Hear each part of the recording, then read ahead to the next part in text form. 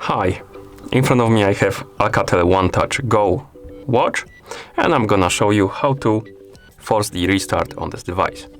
So if your watch is frozen and it doesn't respond to your commands, you can try to force the restart on your watch, and hopefully it will fix your problems.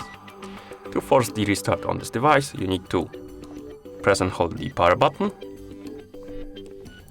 and keep holding it until you see the ALCATEL logo on the screen.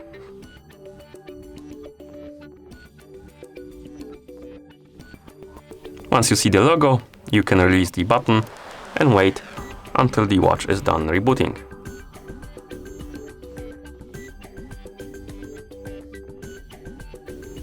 And once you see the watch face, that means that the watch is done rebooting, and hopefully it fixed your problems.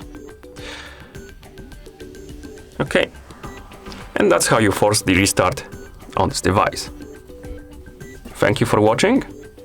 If you found this video helpful, please consider subscribing to our channel and leaving the like on the video.